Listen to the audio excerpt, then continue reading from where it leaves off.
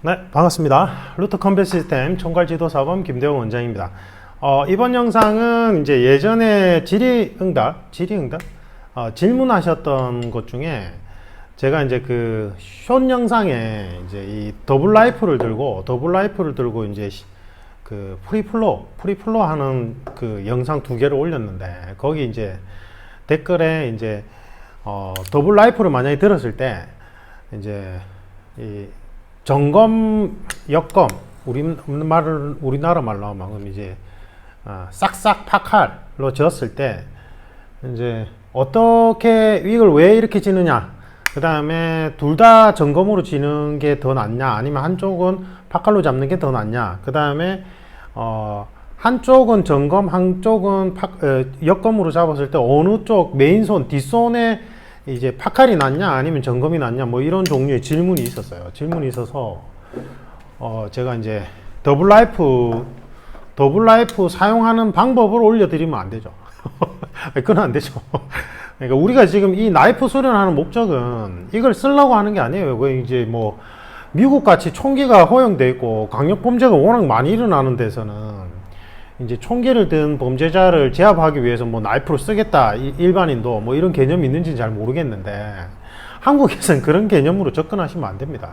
제가 이제 사실은 제가 주로 가르치는 분들이 전부 다 공안직 현직자 제자분들이란 말이에요. 그래서 그분들은 이거를 사용해야 될 경우도 있고, 뭐 군특수부대 출신자, 뭐 현직자분들, 현역분들도 그렇고 그렇긴 한데, 이제 일반인들은 이걸 사용 목적으로 하면 안 되고, 제가 이제 유튜브에 올렸을 때도 사실은 그거였어요. 이제 원래 전에 설명드렸다시피 이 채널의 목적은 제가 뭐 유튜버로 활동하겠다 이게 아니고, 제가 그동안 10년 넘게 코칭했던 분들이 전부 다 전국 각지에 다 흩어져 있어요. 대통령 경호처, 국정원, 경찰, 검찰, 군특수부대, 뭐 보안업 전부 다 흩어져 있거든요. 전국 각지에. 그러니까 이제 배우러 오고 싶은데, 저는 또 이게 컨설팅사가 부산에 있으니까 접근성이 많이 떨어진단 말이에요. 제주도에 있는 분들도 오기도 힘들고. 그래서 이제 뭐 휴가 내서 오거나 아니면 이제 개인적으로 방문하면 제가 이제 가르쳐 드리면 이제 복습을 해야 되는데, 이제 요즘에는 영상으로 복습할 수가 있고, 그 다음에 이제 우리 현직자분들이 이런 흉악 범죄자, 이걸 든 흉악 범죄자들을 맞닥뜨렸을 때 지켜야 되는 어떤 수칙들이나 원칙을 배울 수 있는 데가 없으니까 제가 이제 이런 영상을 만든 거란 말이에요. 그러니까 이런 칼등 공격자들의 공격 루트, 심리 상태를 파악하면 대응하기가 편하니까, 그래서 이 영상 만든 거예요. 그죠? 이 채널도 만든 거고. 그래서 제가 지금 설명드린 내용은 제가 고민을 많이 했는데, 이게 이제 범죄자들한테 악용되면 안 돼요. 근데 이제 오늘 설명드리는 내용의 주안점은, 이제 만약에 상대방이 더블 라이프를 들고 있다면 이제 어떠한 공격 루트로 어떻게 이제 공격이 조합이 되는지를 설명을 드릴 테니까, 방어자 입장에서 그걸 어떻게 이제 그 수를 이제 예측을 하고 방어할 수 있는지 디펜스적 관점에서 설명을 드릴 거예요. 근데 제가 조금 망설였어요. 이걸 이제 어쨌든 오펜스를 알아야지만, 공격을 할 줄 알아야지만 방어가 되기 때문에 유튜브에 이걸 오픈해서 올리는 게 맞나 계속 고민이 되는 거예요. 제가 이제 저희 오픈 수련 모임이나 오프라인에서는 제가 이제 전부 다 이렇게 가려서 수련생을 받는단 말이에요. 대부분 다 이제 현직자 아니면 뭐 관련 업종 이런 종사자분들 이러니까 괜찮은데, 유튜브에서는 제가 조금 자세히 설명드리는 게 한계가 있어요. 그래서 제가 뭐 또 다른 댓글에 보니까 뭐 이렇게 찔렀을 때 뭐 갈비뼈 걸리고 뭐 이러면은 요렇게 찌른다는데 맞냐, 이런 질문도 있던데, 그런 거는 유튜브에 제가 뭐라고 얘기를 못 드려요. 그거는 안 돼요. 제가 지금 루트 컴뱃 시스템이라는 게 그 비영리 재능 기부 교육 플랫폼이잖아요. 이게 제가 그동안 10년 넘게 가르친 분들이 프로파일러, 범죄 분석관부터 시작해서 대테러 전문가, 그 다음에 우리나라 군 최고 특수부대 출신자분들, 뭐 현역 이제 그 다음에 뭐 정보 수사, 뭐 방첩 전부 다 있단 말이에요. 그러니까 이제 이분들이 가지고 있는 암묵지, 노하우를 우리 현직자분들끼리 서로 간에 이제 이 장소에서 교육, 재능 기부를 통해서 교육할 수 있게끔 교육이 제대로 안 이루어지니까 이제 그런 역할로 이 루트 컴뱃 시스템이란 걸 만든 거예요. 교육 플랫폼인데 저는 이제 어쨌든 도검류 전문가니까 도검류에 대해서 재능 기부하는 거고, 근데 이제 저희 그 여기 이제 자문 겸 선생님 해주시는 분 중에 한 명이 제가 이제 저희 칼리 수련 모임의 제 제자인데, 이분이 이 선생님이 이제 이제 법의와 관련된 쪽에 이제 오랫동안 계셨던 분이에요. 그러니까 제가 이제 뭔가 이런 그 관련된 강의 요청을 해도 일반인들은 들으면 안 되죠. 그게 맞잖아요. 그 선생님도 그걸 되게 걱정하신단 말이에요. 악용될까봐. 예. 근데 이제 어차피 우리 교육 플랫폼에서는 현직자들끼리 서로 이제 재능 기부하는 거니까 별 상관이 없다. 이러니까 이제 좀 약간 안심하셨는데 진행은 안 하고 있어요. 일단 진행을 안 하고 있는데 저도 그래요. 저도 이게 이제 유튜브에 오픈해서 얘기하면 뭔가 좀 악용될까봐 되게 걱정을 많이 하는데, 어쨌든 오늘 설명드리는 내용의 취지는 이 더블 라이프를 사용하는 방법이 아니라, 이제 만약에 그럴 리는 없지만 여러분들이 어떤 범죄자를 맞닥뜨렸는데 더블 라이프를 쓰더라, 그러면 이제 그 사람이 든 이 파지법이나 칼의 모양, 형태, 자세를 보고 여러분이 어떻게 예측을 해서 어떻게 방어할 수 있는지에 초점 두고 설명을 드릴 거예요. 근데 제가 볼 때는 만약에 이게 칼 든 사람이 더블 라이프를 들고 있으면 둘 중에 하나예요. 완전 생초보자거나 아니면 완전히 이제 킬러거나. 그러니까 킬러면 여러분들이 대응이 안 돼요. 도망가셔야 돼요. 아니면 그 사람이 뭐 원하는 거 들어줘야 돼요. 뭐 금품이면 금품 들어주고. 알겠죠?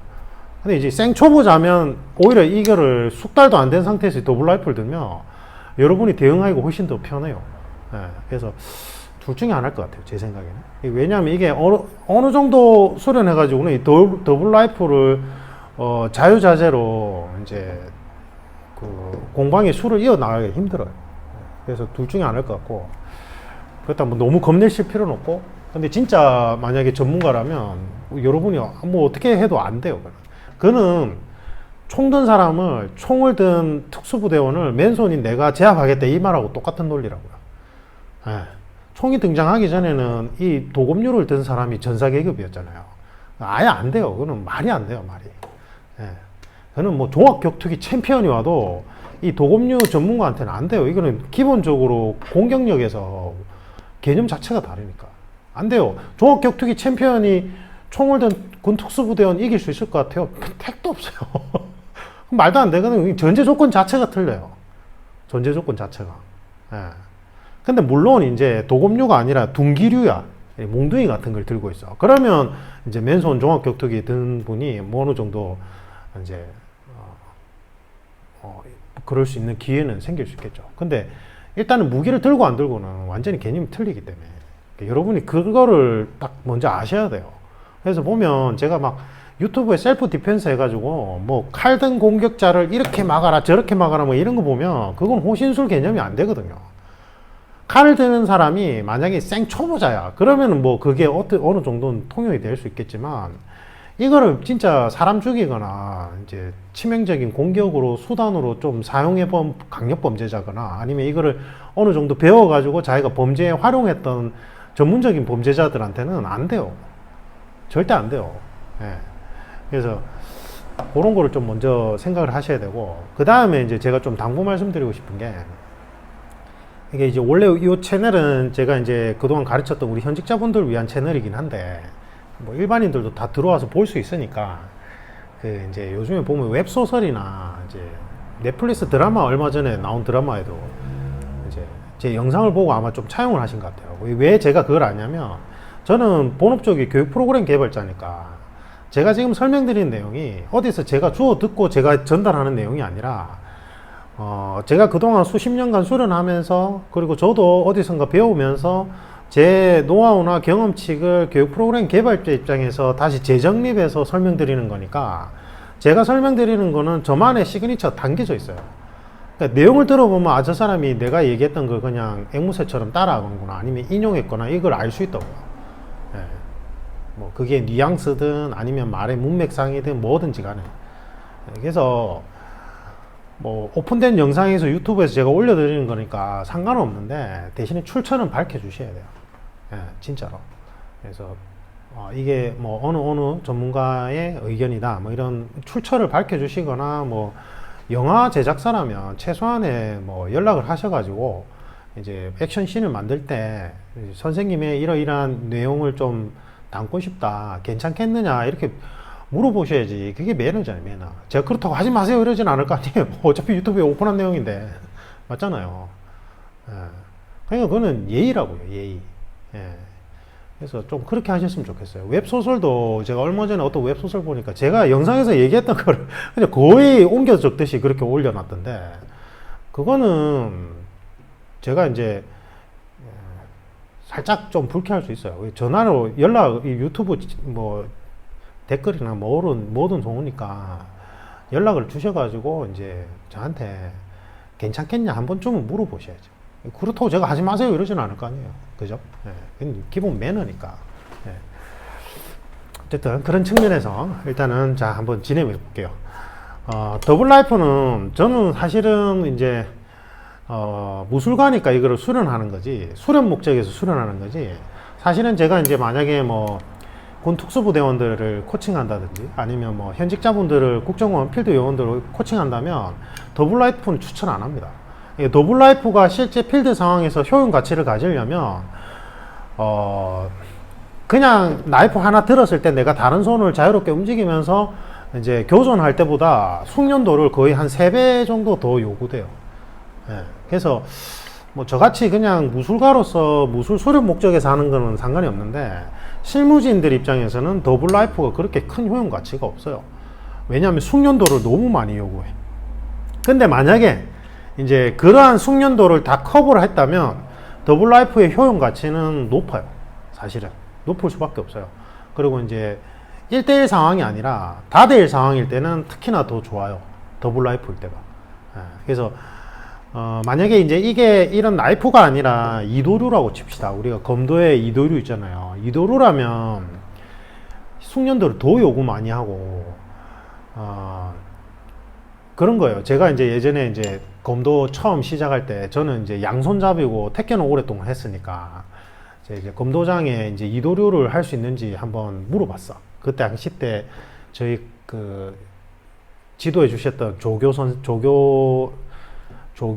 청년부 조교, 나중에 이제 지도사범님 되셨죠. 그분이 그때 당시 때 3단이었는데, 얼마 안 있다가 4단 되셨어요. 4단 되고 이제 지도사범 역할을 해주셨는데, 이제 국내에서 이도류를 정식으로 배울 때는 없고, 대신에 이제 이도류를 배운다면 자기가 이제 연구해서 같이 이제 수련할 수 있도록 한번 도와주겠다 이랬는데, 전제 조건이 뭐였냐면, 3단까지는 일단은 따고 진행했으면 좋겠다 이랬어요. 그러니까 이제 검도에서 3단 따려면 한 7년에서 10년 걸리죠. 그래서 그 정도 하고 했으면 좋겠다 이런 거. 이제 그렇게 말씀하신 취지는 이도류를 하기 위해서는 이건 더블라이프고 이도류를 하기 위해서는 양손검의 기본 중단세에서 기본적인 숙련도를 한 7년에서 10년 정도 만들어 놓고 거기에 이제 이도류가 들어가야지만 응용 개념으로 가지 처음부터 제대로 된 기본도 그러니까 양손검의 기본을 모르는 상태에서 이도류를 든다는 건 양손검을 상대할 수가 없게 된다는 거예요. 그런 취지였어요. 그래서 제가 이제 나중에 한 7년에서 10년 차 됐을 때 3단 때 조교였을 때 이게 별로 굳이 이도류 할 필요는 없겠다 이런 생각을 했어요. 그 당시 때 이제 그때부터 해서 제가 뭐 칼리며 동서양 검술 막 연구하기 시작했으니까 그래서 양손검으로 무언가 할 수 있는 부분들이 오히려 더 역할이 많겠다. 이도류가 오히려 숙련도가 떨어질 땐 더 제한이 되겠다 이런 생각을 했어요. 더블라이프도 저도 비슷한 생각인데 대신에 이제 더블라이프는 이제 이 이도류 같은 경우에는 양손검의 파괴력을 내가 한 손으로 버티거나 흘리면서 들어가다 보니까 제약사항이 많은데 더블라이프라는 거는 사실은 내가 뭐 날붙이를 뭐 이거를 큰 이도류를 막 이걸로 막 이렇게 흘리거나 이러면서 하는 게 아니라 이거는 재빠르게 파고 들어가서 사각지도 파고 들어가서 슬래시 그 다음에 트러스트 배구 찌르는 형태로 빠지고 하는 거라서 더블라이프가 나쁘진 않은데 어쨌든 숙련도를 이거 하나 들었을 때보다 거의 제 기준점에서 한 3배인 것 같아요. 더 숙련시키는데 그래서 실무진들이 굳이 그럴 이유가 있을까 이런 생각을 해요. 그래서 뭐 하나를 들고 한 손을 자연스럽게 놔둘 때 이제 하면서 이 손으로 견제, 그 다음에 흘리는 거, 그 다음에 이제 타격도 되고, 그 다음에 여러 명일 때는 한 사람 잡고 흘리고 방패 역할 잡고 이런 잡고 흘리고 밀치고가 이 한 손이 더 자유롭게 되기 때문에 굳이 더블 라이프 들 필요는 없을 것 같아요. 실무진이라면. 근데 만약에 있어. 그리고 숙련도마저도 아주 높아. 그러면 이제 이거 공격 루트가 어떻게 들어오는지를 알아야지만 우리가 이제 이 사람에 대해서 어느 정도 디펜스가 가능한데, 보통 기본은 앞선은 견제, 그 다음에 이제 출혈 유도형이라고 보시면 되고, 뒷손이 메인 공격이라고 생각하면 돼요. 복싱하고 똑같아요. 복싱이 결국은 만약에 이제 오른손잡이면 오른손 사업인다 이렇게 얘기하니까 왼손으로 잽잽 하다가 오른손. 그래서 이제 이것도 마찬가지예요. 이것도 뒷손이 그러면 결국은 치명타를 유도해야 되니까 당연히 뒷손이 파칼로 잡아야 돼요. 파칼로.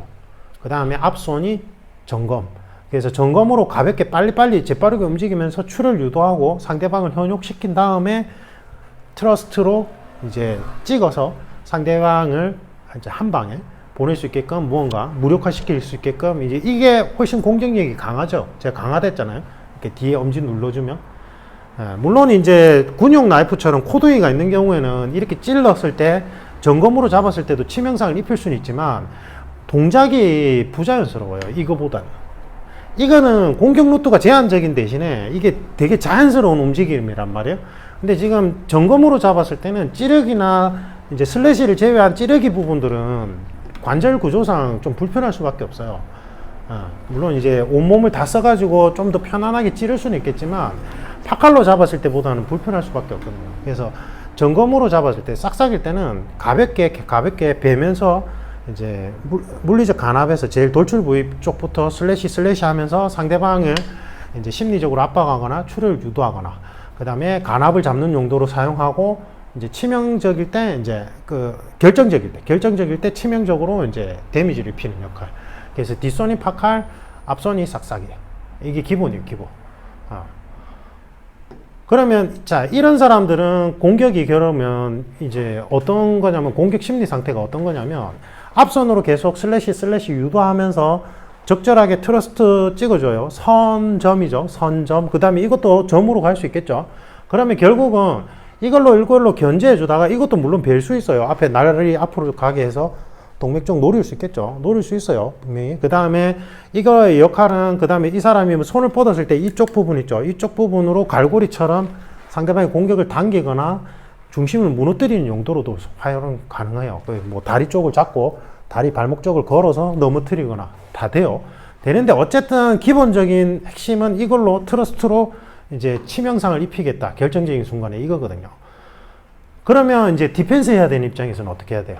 디펜스 하는 입장에서는 이제 상대방의 앞선 싹싹 점검으로 들어서 살살살 이제 움직이면서 출혈 유도하고 이제 상대방을 현혹시키는 수에 흔들리면 안 돼요. 그래서 이제 계속 이제 상대방 눈을 보되 전체를 볼 거 아니에요. 전체를 볼 때 파칼로 잡은 뒷손이 메인타라는 걸 계속 의식을 하고 있어야 돼요. 그래서 앞손 싹싹을 든 손을 내가 결정적으로 이제 어느 정도 나도 데미지를 줄 수밖에 없겠죠.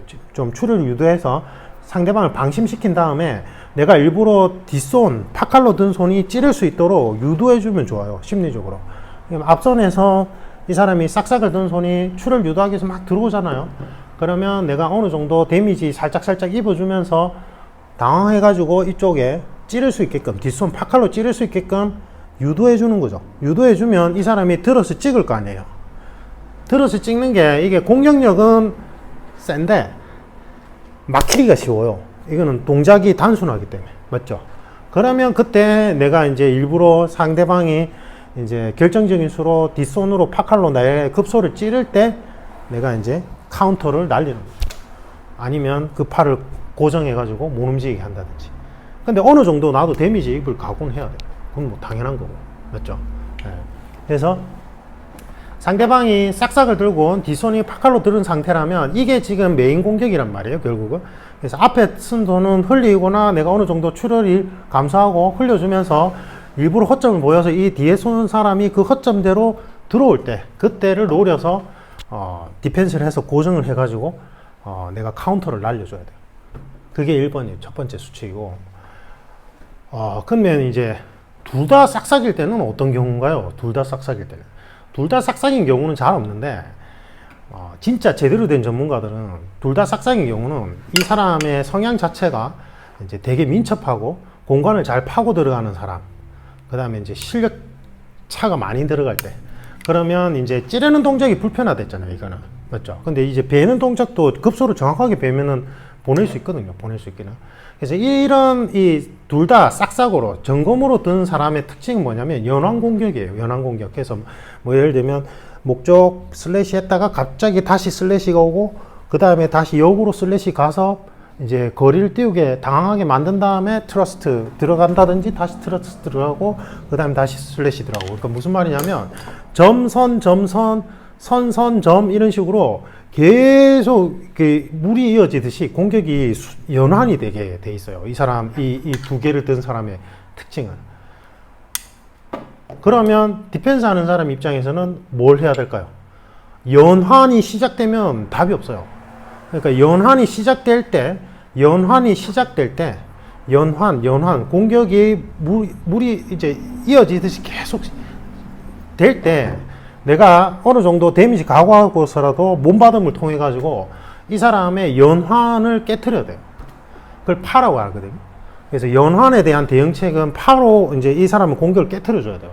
그러면 이제 그냥은 안 되겠죠. 여러분들이 뭐 가방이라든지 아니면 뭐 주변의 물체라든지 아니면 정 안 되면 옷을 앞에 감는다든지 아니면 주요 장기를 보호하고 내 몸을 웅크린다든지 그런 식으로 해서 이 사람이 연환 공격으로 들어올 때 내가 몸받음을 통해 가지고 이 사람이 연환 공격을 못하게 한 다음에 무조건 그라운드 쪽으로 가야 돼요. 네. 이렇게 싹싹으로 든 사람 스타일 자체가 엉겨붙는 걸 되게 싫어요. 아까 얘기했듯이 뒤에 파카를 드는 성향은 한 방에 내가 슬래시 하다 한 방에 이렇게 한 방에 보내겠어 이거거든요. 네. 근데 지금 이 슬래시 하는 사람은 복서로 치우면 아웃복서 스타일이라서 그렇게 뒤에 엉켜 붙는 걸 싫어요. 그래서 연환이 시작되면 답이 없기 때문에 연환이 시작되기 전에 아니면 시작되는 중간이라도 강하게 몸받음해서 어느 정도 데미지를 입더라도 강하게 이제 충돌해서 거리를 제로로 만들어야 돼요. 제로 만들어서 내가 뭐 주짓수나 그라운드를 할 줄 아는 사람이라면 이제 양손에 든 무기를 컨트롤하면서 그라운드 기술 쪽으로 넘어가야 돼요. 그래서 그라운드 기술이 중요해요. 그라운드 기술이 진짜 중요해요. 제가 이제 제 집사람이나 딸아이한테 주짓수 무조건 가르쳐 줄 거라고 얘기하는 이유가,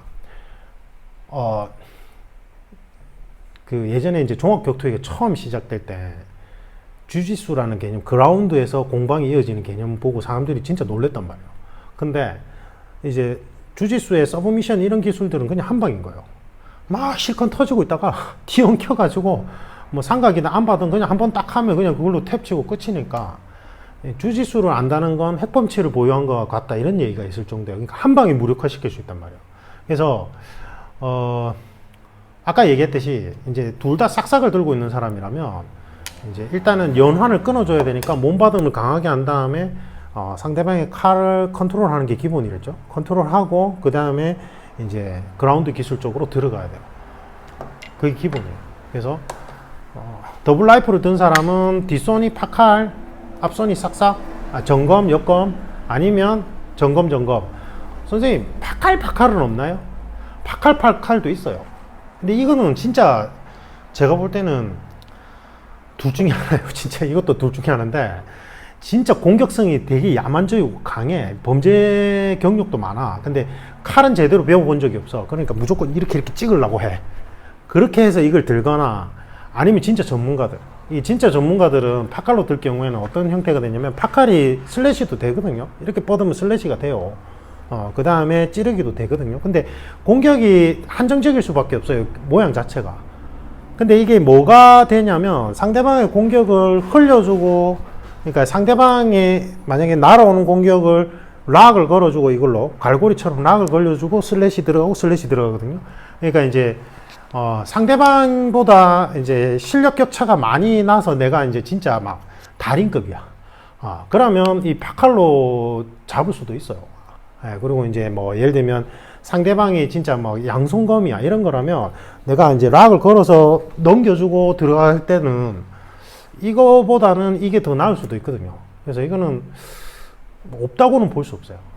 파칼로, 둘 다 파칼로. 근데 이제 이렇게 잡았을 때는 거리의 이점이 없어지기 때문에 거리의 이점이 없어지는, 내가 싹싹으로 잡으면 이만큼 내가 돌출 부위로서 거리의 이점이 생기는데 이걸 이렇게 잡아버리면 거리의 이점은 없는데 대신에 이제 내가 그만큼 실력에 자신이 있다면 이제 걸어주고 슬래시 가고 그 다음에 트러스트 가고 그 다음에 들어가고 이제 둘 다 트러스트로 들어가고 이렇게 되니까 되긴 돼요. 네, 근데 일반적이진 않죠. 그러니까 이제 숙련도가 많이 높으면은 거리의 이점 필요 없어. 거리 이점 필요 없고 내가 이제 나이프 나의 실력으로 뭔가 상대할 수 있어. 이런 자신감. 그리고 이게 이제 뭐 거리의 이점은 없겠지만 감각상 혼란은 줄 수 있어요. 무슨 말이냐면 그때 카람빗 설명드렸잖아요. 카람빗의 유일한 이점이 뭐냐면 주먹밖에 이렇게 돌출돼 있잖아요. 그러면 이게 이제 내가 복싱 스타일로 해도 여기에 튀어나와 있는 돌출 부위로 상대방을 벨 수 있거든요. 제가 전에 얘기했듯이 진짜 제대로 된 복서일수록 상대방의 공격을 아슬아슬하게 살짝 스치면서 피하거든요. 더킹, 위빙 할 때. 근데 이제 이렇게 돌출이 돼 있으면 이렇게 내가 지금 내 팔 쪽에 이게 가려져 있으면 이제 만약에 이쪽에 이제 뭐 빛이 안 나게 뭐 숟가루나 이런 걸 발랐다 칩시다. 그러면 이제 이게 빛도 안 나요. 그리고 어두워요. 지금 상황이. 그럼 이게 지금 내 팔인지 이게 나이프가 이제 빛이 안 나게 처리를 하면 뭐 수술 바르든지 뭐를 해서 이제 그러면 내 어두운 복장에 그 다음에 밤이야 이제 어두워요. 그리고 이제 내가 이렇게 들었을 때는 이게 날붙이 감각이 없거든요. 보는 사람 입장에서는. 그러면 이게 주먹인 줄 알았는데 알고 보면 옆에 날이 돌출되어 있으니까 상대방이 당황하겠죠. 예. 그리고 이제 이렇게 공격이 들어와도 주먹은 여기 있는데 이미 나는 치명적으로 찔리게 되니까 뭐 그런 전략상 이점은 있긴 한데 일반론적이지는 않아요. 예, 일반론적이지는 않고. 그래서 이제 우리가 지금 오늘 목적은 뭐죠? 상대방이 이제 뒷손을 옆검으로 들고 한 손 앞손을 정검으로 잡았을 때 공격할 때 내가 어떻게 디펜스 해야 되느냐. 그 다음에 양손 다 정검으로 잡았을 때 내가 어떻게 디펜스 해야 되느냐. 이제 그게 목적이었죠. 오늘 영상의 설명의 목적은. 이걸 어떻게 사용하는지가 아니고. 맞죠? 네. 근데 잘 보기 힘들 거예요. 네. 아까 얘기했듯이 이점이 있긴 한데 숙련도를 거의 한 두세 배를 요구하기 때문에 굳이 양손에 나이프를 드는 경우는 잘 없어요. 제가 생각하기로는. 네. 그래서 진짜 뭐 달인급이야. 숙련도가 그만큼 보장되어 있다면 뭐 들 수 있겠죠. 네. 특히나 다수를 상대할 때 오히려 더 나을 수 있으니까. 근데 이게 진짜 악력이나 이런 게 기본적으로 다 바탕이 돼야 돼요. 이게 막 뭐 이건 다음에 얘기하고. 어쨌든 답이 되는지 모르겠습니다. 그래서 우리 이제 무술가라면 연구 목적인 거고, 그 다음에 아까 얘기했듯이 이제 실무진이라면 굳이 더블 라이프는 추천 안 합니다. 그래서 그냥 하나의 나이프. 뭐 군 특수부대나 이런 걸 써야 되는 분들이라면, 그리고 이제 만약에 일반인인데 방어를 해야 되는 입장이라면 상대방이 더블 라이프를 들었을 때 그 들고 있는 모양의 형태를 보고 내가 이제 제일 먼저 우선적으로 고려해야 되는 디펜스 원칙을 이제 설명을 드리는 거 맞죠? 네, 도움 되셨길 바랍니다. 궁금한 사항이 있으면 언제든지 댓글 올려주시고, 그리고 이제 제가 저번 영상에 설명드렸다시피 오프라인 수련 모임을 원래 소수 정예로 진행하고 있었는데 한 2명에서 3명 정도 더 이렇게 받아가지고 진행하려고 합니다. 왜냐하면 지금 요즘 너무 바쁘시니까 서로 모이기가 조금 힘들어요. 너무 인원이 적어버리면 힘들어. 저는 가르칠 때 약간 그냥 쭉 가요.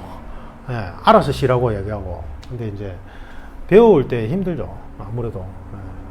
저야 이제 이게 워낙 동작에 익숙하니까 힘들다는 걸 모르지만 배울 때는 원래 이게 낯선 동작을 배우다 보면 더 체력 소모가 크기 때문에, 그래서 이제 조금 인원수를 조금 더 늘려달라는 요청을 받아서 한 2명에서 3분 정도 하니까 관심 있는 분들은 카톡 그 플러스 채널 있죠. 상담 페이지로 연락 주십시오. 이상입니다. 도움 되셨길 바랍니다.